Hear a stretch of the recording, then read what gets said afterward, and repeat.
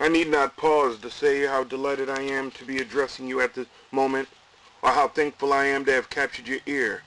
For in this day, when everyone has an opinion, a thought, an outlet for their voice, very few take the time to consider the incredible opportunity they are given by those listening. The opportunity to impact their moods and actions, to evolve their vision and elevate their viewpoints. For giving me such a noble gift, I extend my deepest appreciation to the listener. The topic of today's speech is addressing police brutality and violence in the black community. Since the chokehold death of Eric Gardner and the death of Michael Brown, a fog has lifted from the eyes of many American citizens. Many who had once vigorously defended police conduct have stepped back from the chorus lines, shocked by an ever-increasing number of incidents where facts point to obvious brutalization and overuse of force against surrendering, subdued, or even innocent citizens. They have become startled by the increasing number of images of police officers marching through American streets holding high-powered rifles, surrounding tanks and mine-resistant, armor-clad vehicles, yelling and screaming at frightened citizens, terrorizing the very same people they are tasked with protecting. Over the past 6 weeks, comparable images have been broadcasted to the world from Ferguson, Missouri, prompting these slumbering activists to take to the streets, seeking not only justice for the 2 men killed by over-aggressive police officers, but overall justice for the black community, who rightly see these deaths as mere extensions of the harassment they suffer daily by those considered peace officers by the white community. Honesty and compassion compel me to speak candidly about the glaring contrast in how the white and black communities see those tasked with law enforcement, and how this difference dictates how each reacts to encounters with them. For many who've stepped back from praising the police still do not fully grasp why incidents involving law enforcement and black people often end in tragedy. The comedian Richard Pryor once gave voice to these differing views by stating plainly, "Police will put a hurting on black people. They really degrade you. But white people don't believe this.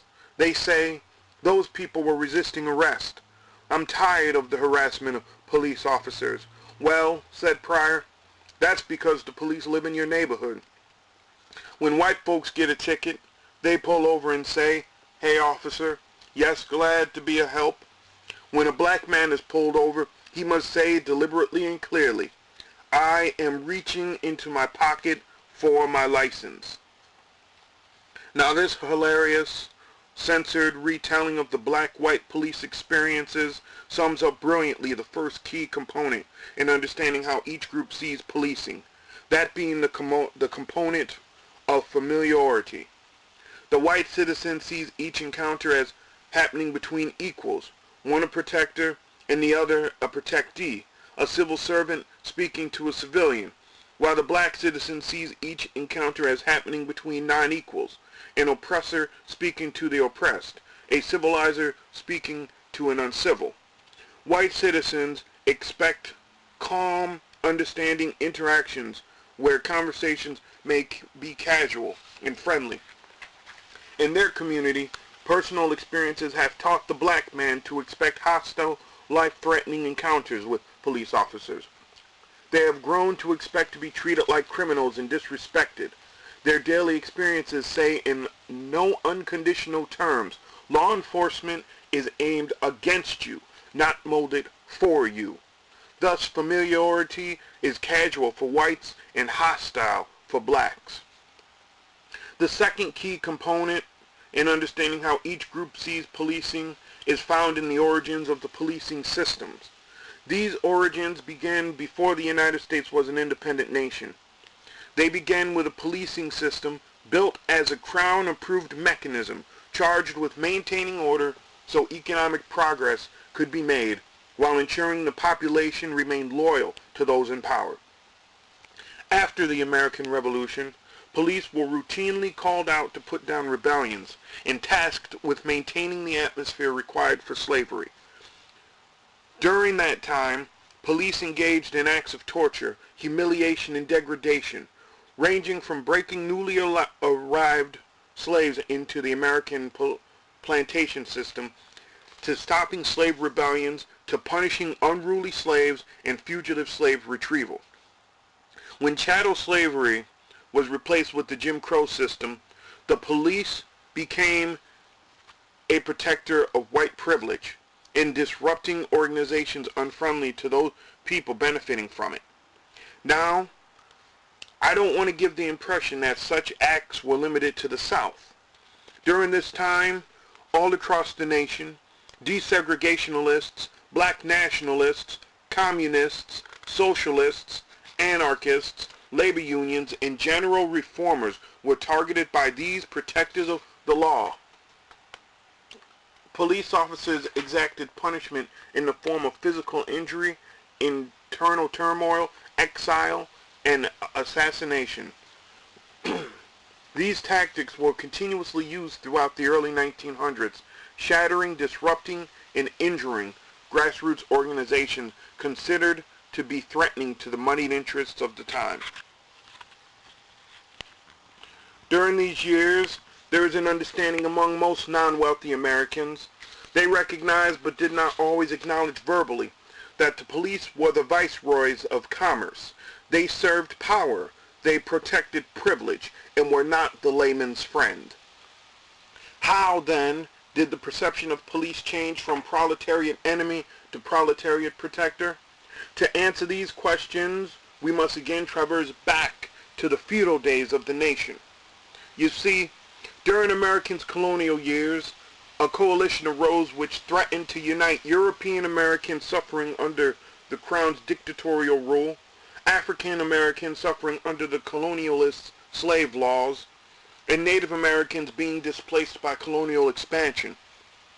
The Crown responded to this threat by employing a divide and conquer strategy, offering jobs to many Euro-Americans in exchange for their loyalty and their help in dispersing the coalition. Many of the jobs offered and accepted placed the former coalition members in positions of punishment and power over their former coalition partners. They became enforcers of Crown rulership, appointed by colonial administrators to maintain order, protect the establishment, and serve the objectives of those in power.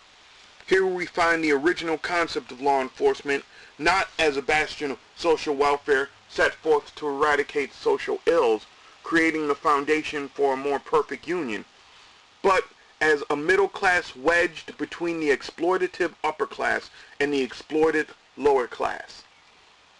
As said earlier, this heritage was drawn upon to build the industrial policing system, which lingered well into the 1900s before being transformed by the post-World War II hysteria over communism and the social upheaval resulting from the demand for the end of racism. The transformation further emphasized the cruder aspects of policing, relying more on infiltration, torture, and counterinsurgency tactics to dissolve hardened opposition to the oligarchs they were sworn to protect. Policing in our modern era has revealed itself to be solely counter-revolutionary, concerned more with upholding the status quo than progressing society beyond its stagnancy. This dedication and the resulting social consequences form the true foundation for the angst, frustration, and distrust the citizens of Ferguson rebelled against. The inner tensions of knowing their plight is not governed by their ability, but administered by forces uncontrolled by their hands. This fact is made clearer when we take a look at the imbalances within the intergovernmental structures in and around Ferguson. In a community where 67.4% of the residents are black and 28.7% are white, 5 of 6 city council members are white, 6 of 7 Ferguson-Florissant school board members are white, and of the 53 law enforcement officers within the police department, only 3 are black. Many leaders have linked these disparities to low voter turnout. However, evidence abounds suggesting high voter turnout might not result in different circumstances.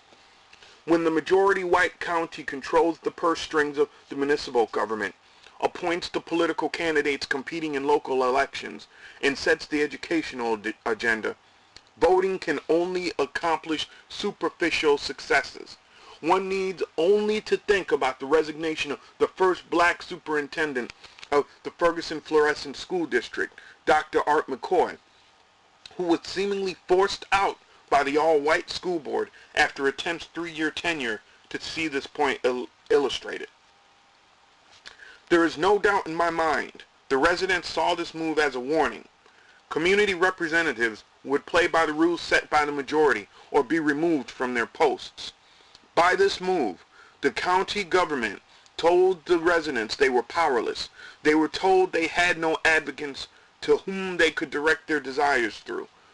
They were and would always be at the mercy of the system controlled by those who didn't look like them or think like them. Imagine with me bearing such disgraces beyond your childhood, beyond your teenage years, into your adult years, holding hope deep within, wanting change, listening intently to media figures who promise a new movement to solve the disgraces you have witnessed, only to see inaction on their part and failure for those in political office trying to arrest such indignities. Would this not spark anger within you? Would you not harbor resentment towards those who maintain the failure? Would you not fume day in and day out with emotional discontentment so strong your entire being would convulse whenever an indignity was directed at your person? Oh, these questions, these deep personal questions, demand our attention, for they clarify the tension within the community of Ferguson. They make clear why Michael Brown's death evoked such a public display of grief. Protesting made visible the deep and poignant distress within the community, brought about both by the taking away of this young man's life and by the long-term depravity of equality and dignity expressed within the system controlling it. The outcry of no justice, no peace spoke loudly to the tiredness felt within each citizen who saw themselves laying on the street in place of Michael Brown. Their thunderous cries shook the inner cores of their oppressors, who knew upon hearing the slogan that their tiredness had been replaced by resolve. Even more frightening to them was the cracks which appeared in the foundation of complacency which had long gripped the minds of Ferguson's residents. This fear colored the response by both local and regional police departments who sought to reestablish the powerless principle the residents had lived under before the shooting. Statements by Governor Nixon demanding peace before justice revealed this goal. They also revealed how insignificant the pursuit of justice was. Data had long since existed which proved beyond the shadow of a doubt that disparities in community treatment by the police existed, yet nothing was done. The governor's call, therefore, for peace before justice was an Orwellian call for repression. So the status quo could be reestablished. Peace was his forethought. Justice was his afterthought. Sadly, but predictably, the mainstream media readily accepted this narrative as a central theme, pondering when security might be reconstituted within Ferguson, and explaining police protester interactions in a law and order context. Police, particularly those called into the area after peaceful protests escalated to property damage, were given tactical leeway. Overuse of force was often couched in the language of necessity. Replays and reminders of the property damage were subtly offered as critical commentary played over the images. Sensational claims of Molotov cocktails and roaming bands of troublemakers disguised as peaceful protesters, disprovable by eyewitness accounts, nonetheless were repeated, offering justification for repression by any means necessary. This occurred while similar, provable claims brought to some alternative media outlets of white supremacist activities in and around Ferguson, the harassment of local leaders attempting to organize the citizenry into a cohesive coalition to deal with issues long-standing within the community, and the uniformed social media troll offensive which spewed anti-Mike Brown language, disparaging Ferguson supporters and characterizing Mike Brown as a thug who, quote, got what he deserved, were ignored by the mainstream press. The press, like the governor and the local police departments, became protectors of the status quo, demanding its reconstitution instead of champions for justice. I must press on here to answer some of the inquiries placed before the outraged Ferguson community by politicians, conservatives, and critics, beginning with the most poignant question and demand. Why doesn't the black community show similar concern and outrage when blacks kill other blacks? Where is the mass action to support the ceasing of black-on-black violence?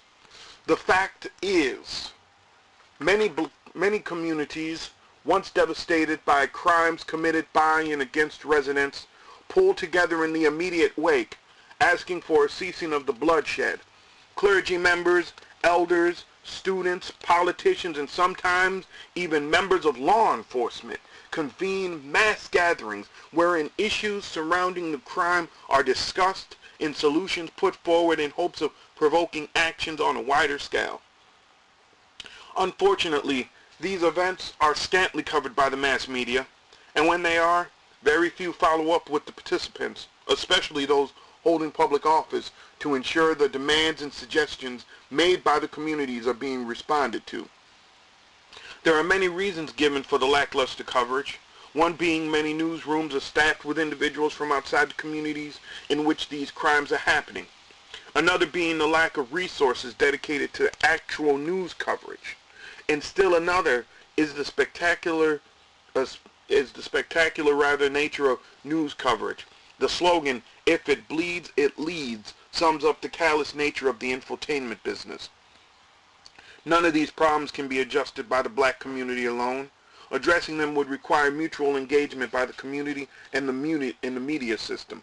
Still, even if these problems were to magically disappear overnight, the community would find itself slighted by the systemic problems of minimizing the chief causes of black-on-black crime and the widespread anxiety fueling it. These causes are rarely broached by the media, thus they are left unresolved. They include low economic opportunity, mass incarceration, mass criminalization, especially of young black men and women, poor cultural education, and the vestiges of white supremacy, the key component to the maintenance of the systemic racism. Eliminating such systemic ignorance would demand a reformation of the entire media system, changing its concerns to social justice, social welfare, and public accountability, rather than celebrity gossip, political jockeying, and the games of empire. Without such a change, I suspect, the national news, plagued by fears of rekindling 1960-style uprisings, will continue magnifying controversy and belittling systemic confrontation. At this point, I would like to move, beyond addressing the concerns of faceless critics to addressing the comments of one minister, Jonathan Gentry, who, shortly after the Ferguson uprisings began, posted a video on YouTube which subsequently went viral and garnered him national attention via the conservative media networks. I have heard no clear message addressing Minister Gentry's comments, thus I feel it is necessary and important for someone to answer his video and the accompanying interview he gave on Fox News, point by point where possible and altogether when necessary. My aim here is not to disparage his character or dismiss him merely as some systemic Uncle Tom or Sambo figure, lacking sympathy for the community at large. Compassion demands me to approach Minister Gentry's comments with understanding and appreciation in hopes of seeing what he means within what he says. It is from this view that I reject the accusations lobbed toward him as grievous and untrue.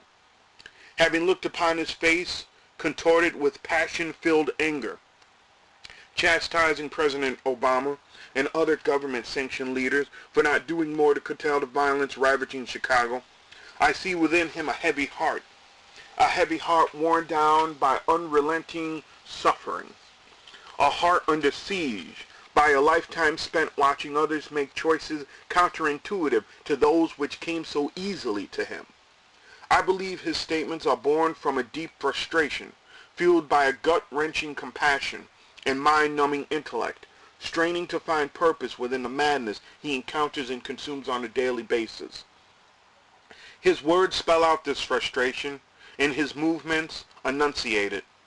His commitment to the ministry of Jesus Christ almost certainly promises such a burden, and yet there remains doubt in my mind Mr. Gentry understands the damage he may cause by making some of the statements he's made.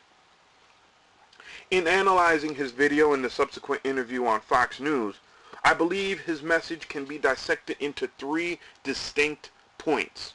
1. The black community has been stuck in a self-pitying, self-destructive, white-blaming pattern which they themselves are culpable of. 2. Change within the community must begin with the community. And 3. Michael Brown was shot because he chose to rebel against the officer's command. In doing so, Michael Brown exhibited sinful and arrogant behavior. Let me say at the outset, in addressing these points, I seek to extend an opportunity to Minister Gentry and other critics who think like him, asking them to reconsider their positions. I hope my comments, taken together with compassionate meditation and reflection, open the hearts of him and his ilk to new revelations and realities. To his first point, I must admit, I agree wholeheartedly with the notion that the black community has been stuck in a self-destructive pattern. However, I disagree with the accompanying white-blaming, self-pitying reasonings. I also believe Minister Gentry overstates the weight black responsibility bears on the plight the community now finds itself in. Yes, blacks have a responsibility to improve their communities. However, hopeful visions cannot blossom into dynamic improvements if the soils are rocky with recalcitrant forces. Like the media, these forces work to maintain status quo conditions. Yet, unlike the media, their actions aren't publicized and remain covert and deniable. A comprehensive list naming these forces and detailing their exploits would require a platform much broader than this one. However, such a list would have to include the following recalcitrant causes: government and corporate interference in discouraging goals unaligned with their aims and objectives, dissident group fragmentation and co-option, cultural diversion, and economic warfare. Minister Gentry seems unaware of these outside factors, bypassing them in the external responsibilities brought by them. He does this in order to instruct the black community to follow the proclamation God set forth in Deuteronomy 2:3. Ye have compassed the mountain long enough, said the Lord. Turn ye northward. Minister Gentry follows this statement with a personal challenge, commanding those who are engaging in civil unrest in Ferguson to, quote, change, questioning when are we going to change and when are we going to overcome, referencing the song We Shall Overcome, a staple of the civil rights movement. Two questions immediately came to mind when I first heard these statements, both needing answers before Minister Gentry's comments could be fully digested. What were people trying to overcome when they sing this song, and what is the full context of the quote the minister used? The minister might have done well to gather his thoughts concerning Ferguson around the biblical quote he discharged, for there is great hope and instruction in the 2nd chapter of Deuteronomy. After spending 40 years circling Mount Seir, a fate they were sentenced to after disobeying God's commandment, the Israelites are commanded from the wilderness into kingdom after kingdom, avoiding battle so as not to devastate their population, until finally they reach the borders of King Sion's land, which God had promised to them. A battle ensues in which they are victorious, and they go about settling the land and building the beginnings of a community. There are a trinity of considerations which, upon contemplation, makes clear the relevancy of this chapter to blacks today.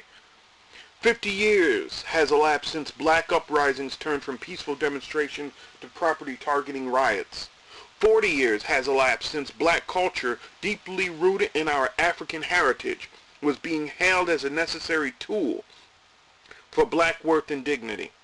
And finally, 40 years has elapsed since liberation groups were actively drawing people together, directing them towards the promised land.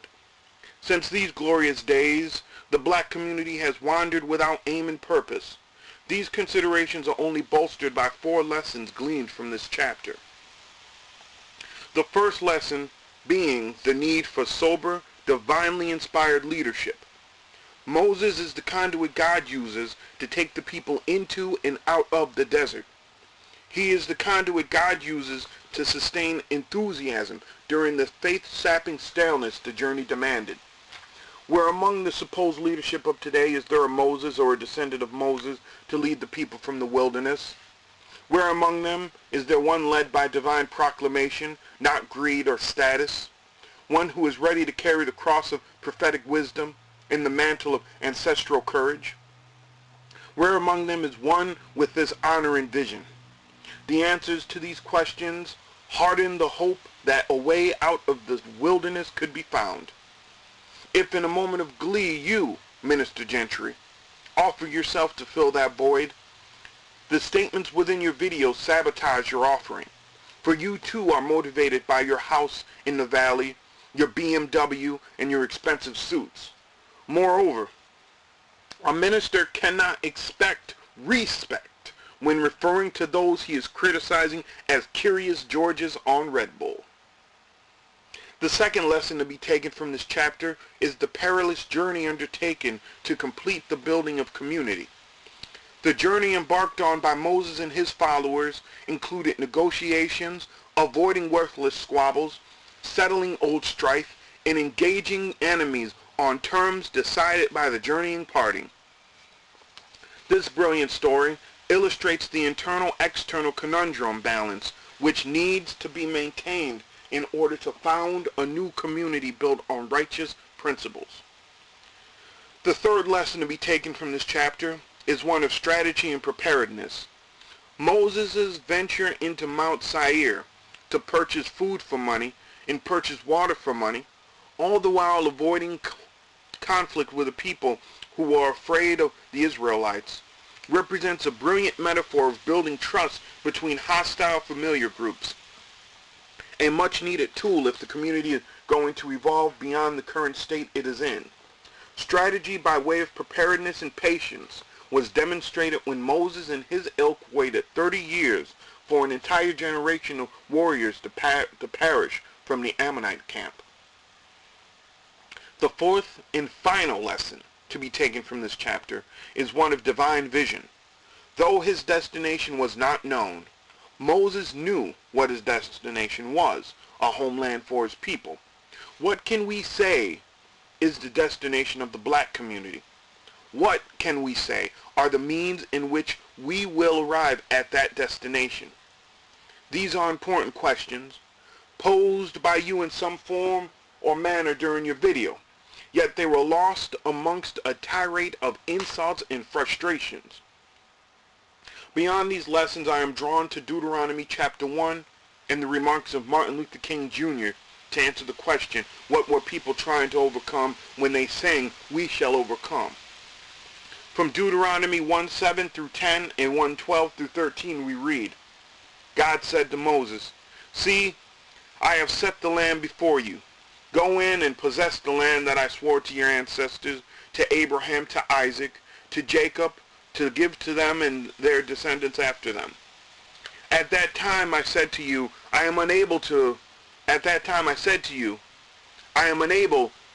by myself to bear you, the Lord. Your God has multiplied you so that today you are as numerous as the stars in heaven. How can I bear the burdens of your disputes all by myself? Choose from each of your tribes individuals who are wise, discerning, and reputable to be your leaders." From these verses, we are forced to confront the reality of organizational integrity. Moses, having found the commandment to claim the inherited land too great to bear himself, delegates the heavy burdens of leadership to the most wise and trustworthy within the community, taking them on as both advisors and conductors. In making this decision, he further strengthens the ability of the community to arrive at its destination. Where can we find such an organization today? Of the organizations in existence today, those on a national level, what type of leadership are they developing? Where are they leading us? In the answer to these questions, Minister Gentry, we find your metaphor. They have led the black community to well-toiled land, a land tired of usage, a land too sick to sustain the people living on it. The land we should aim for is captured in King's last speech. The land would be prosperous for all. It would be a peaceful land where want is abolished, hunger is forgotten, and war is a silly card game. In the final analysis, when the book is closed on this nation and Western civilization as a whole, it will be written that the community tried not only to gain personal freedom in a political, economic, and social sense, but tried to free humanity from the follies of poverty, war, and hierarchy. These are the three evils of society that our community was trying to overcome. I must rush on here to discuss Minister Gentry's second point. Change within the community must begin with the community. As I said earlier, this is a point no one can argue about. Change within any society, nation, community, or culture must begin within its own borders. However, no society, nation, or community exists in a vacuum. Yes, there are things the community can and must do for itself, such as educating the next generation about previous generations, developing a strong internal economic plan, building cooperative businesses, and restructuring the living conditions of those within the community. But there are many things the community cannot do. For instance, resources to build new houses, schools, factories, parks, and other structures would have to be purchased from outside the community. If external communities are hostile to this internal goal, then such needs will go unfulfilled, or projects to accomplish such ends will be sabotaged. Moreover, any plan for recreating, revitalizing, and reconstituting communal life around cultural-friendly, heretically sound principles would have to include the individual community aspirations of the residents within its borders. The structural integrity therein must conform to this dictum and none else. The minister does not offer any suggestions on how to establish a foundation for these two gigantic tasks, nor does he show an inner grasping of the conundrum presented by attempting to initiate such a task. I would implore the minister to research the consequences undertaken by the government when attempts to create a community culture rooted in heretically sound principles were initiated in the 1960s and 70s. I would also ask the minister to examine the history of the black community structure. I would hope humility enables the minister to see how different the aspirations of the community are from his. While he cherishes independent neighborhood living where the individual endeavors are the primary focus, many within the black community cherish communal living, where cooperative endeavors incite the soul. The final and most revealing point the minister makes is Michael Brown's death was brought about by a sinful arrogance, rebellious attitude directed at the officer, saying, if Michael Brown and his friend would have just moved to the sidewalk like the officer asked, then we would not be here. If you, Michael Brown, would have just moved to the sidewalk and obeyed, we would not be here. He does this, then quotes the first line of 1 Samuel 15:23. For rebellion is no less a sin than divination. And using this verse, Minister Gentry brands Michael Brown as a rebel against God's word. This is illustrated more clearly when we read Samuel 15:23 in its entirety. For rebellion is no less a sin than divination, and stubbornness is like iniquity and idolatry. Because you have rejected the word of the Lord, he has rejected you from being king. By omitting the last sentence and a half, the minister confines his criticisms within what appears at first to be sound evidence, magnifying this mood moments later by quoting Providence 15:1. A soft answer turns away wrath, but a harsh word stirs up anger.